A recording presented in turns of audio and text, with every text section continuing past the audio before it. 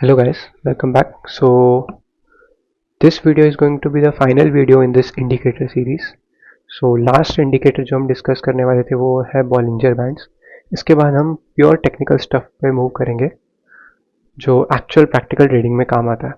ठीक है. सो ये लास्ट इंडिकेटर हम देख लेते हैं जो कि है बॉलिंजर बैंड्स. इसे जॉन बॉलिंजर आई गेस उसने बनाया था.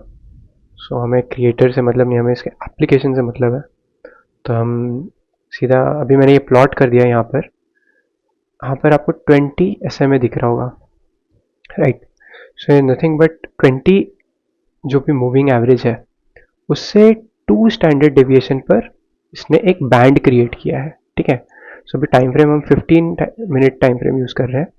सो 20 EMA जो भी है ब्लू कलर की लाइन उससे 2 पॉइंट्स ऊपर 2 पॉइंट्स नीचे एक और एक लाइन प्लॉट कर दिया, और दोनों लाइन प्लॉट करने के बाद अप साइड और डाउन साइड में एक बैंड क्रिएट होती है. ओके. सो इस बैंड का अभी क्या सिग्निफिकेंस है और वाई 2 स्टैंडर्ड डेविएशन ओनली, क्यों नहीं 3, क्यों नहीं 4. सो जो इसका जब क्रिएशन हुआ था तो 2 स्टैंडर्ड डेविएशन पर ही इसे क्रिएट किया गया था, जिसके बेस पर जो भी रिजल्ट इसको यूज़ करने पर मिलते हैं वो मिलते हैं. सो हम डिफ़ॉल्ट सेटिंग ही यूज़ करेंगे इसमें भी, और इसको मैं थोड़ा बैकग्राउंड को विजिबल कर दूँ ताकि आपको पता चले कि बैंड बनी है. ओके. सो अब आपको दिख रहा होगा बैंड. ये बेसिस को हम यूजुअली नहीं रखते हैं, इसको कट कर देते हैं. So now we are ready with our Bollinger band system. तो ये 15 मिनट पर अभी प्लॉट हुआ है. एक रेंज टाइप है जिसके अंदर स्टॉक मूव हो रहा है. मेजॉरिटी बॉलिंजर बैंड के एप्लीकेशन में ये एक असम्पशन या एक पर्सपेक्टिव आप कह लो कि ये बैंड कभी ब्रेक नहीं करता, कि price will not break this band. तो इसका एक ही मीनिंग हुआ कि अपर बैंड जो है एज ए रेजिस्टेंस काम करेगा, बट एंड लोअर बैंड जो है वो एज ए सपोर्ट काम करेगा. बट इज इट पॉसिबल कि मतलब कभी बैंड ब्रेक ना करे? The answer is no. Band break करता है बट वहाँ से फिर से वो अंदर आ जाएगा. इस चीज़ की प्रोबेबिलिटी ज़्यादा होती है. और अगर वो बैंड को ब्रेक कर रहा है तो इसका मतलब मार्केट ने एक स्ट्रॉन्ग ट्रेंड को पकड़ लिया है. It is a indication for that. So range bound market में ये इंडिकेटर बहुत अच्छे से काम करता है कि मान लो स्टॉक जो है ऐसे ऐसे मूव हो रहा है, तो जो बॉलिंजर बैंड जो प्लॉट होगी वो कुछ ऐसे प्लॉट हो जाएगी.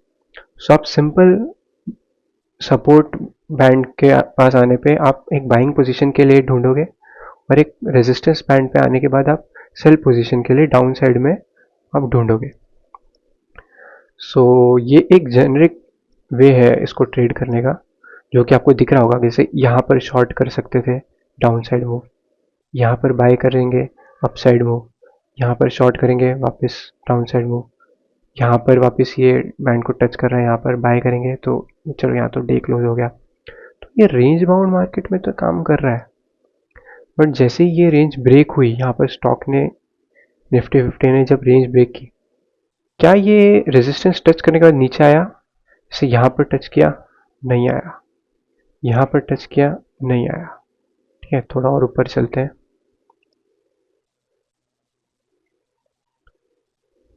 यहाँ पर टच किया, नहीं आया.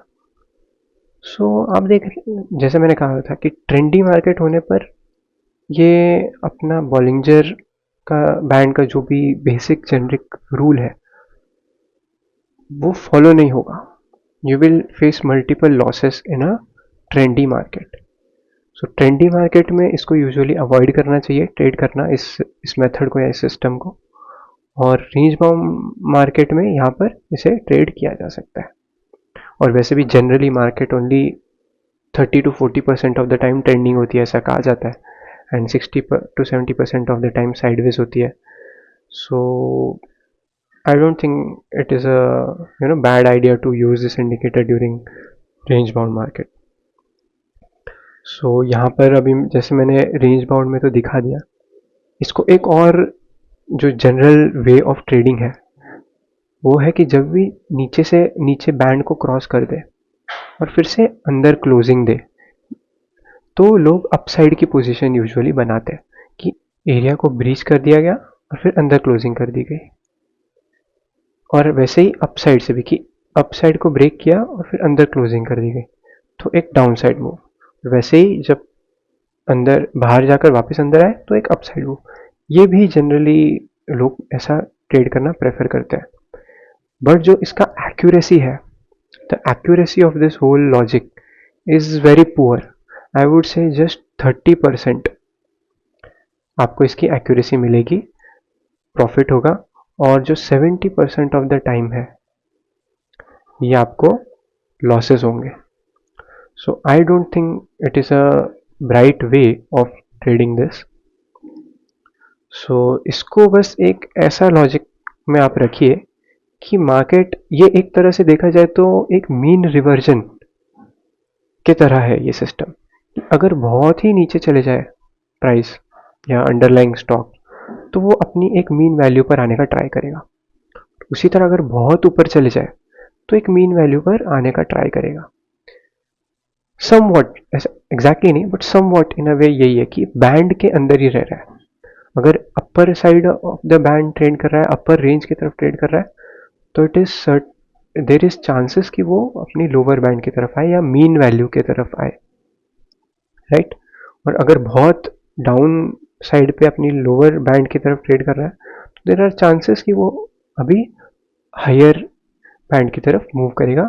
बस ये एक बेसिक लॉजिक है जिसके ऊपर ये बॉलिंजर बैंड को यूज करके स्टॉक को ट्रेड किया जा सकता है।